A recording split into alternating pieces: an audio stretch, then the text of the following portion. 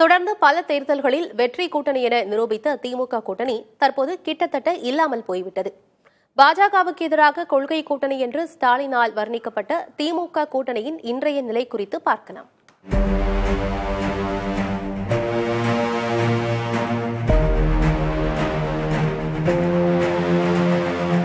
2016 சட்டமன்ற தேர்தல் தோல்விக்கு பிறகு அந்த தேர்தலில் தோல்வி அடைந்த திமுக கூட்டணியும் மக்கள் நல கூட்டணியும் ஆளும் கட்சியான அதிமுகவுக்கு எதிராக அணி திரண்டன.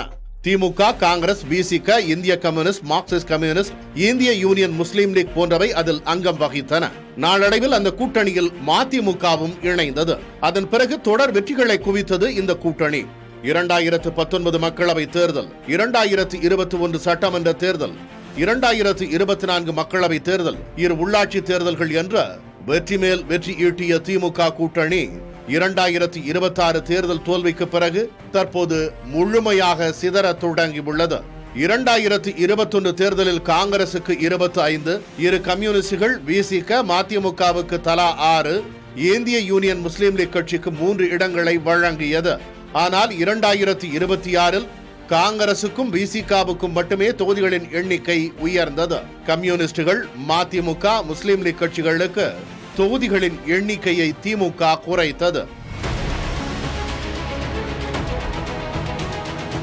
கூடவே சிறு கட்சிகளை தனி சின்னத்தில் போட்டியிட அனுமதிக்காமல் தங்களது உதயசூரியன் சின்னத்திலேயே போட்டியிடச் சொல்லி நெருக்கடி கொடுத்ததாகவும் குற்றச்சாட்டு எழுந்தது.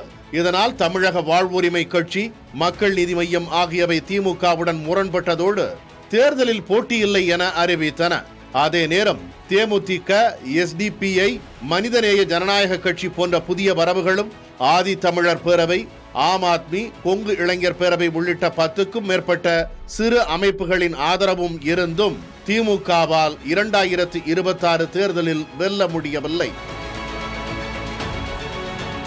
தேர்தல் முடிந்து தாவேக ஆட்சி அமைத்த சில நாட்களிலேயே திமுக கூட்டணி முழுமையாக உடைந்துள்ளது. திமுக கூட்டணியிலிருந்து முதல் ஆளாக விலகிய காங்கிரஸ் தாவேக அரசுக்கு ஆதரவளித்ததோடு அமைச்சரவையிலும் இடம் பிடித்தது.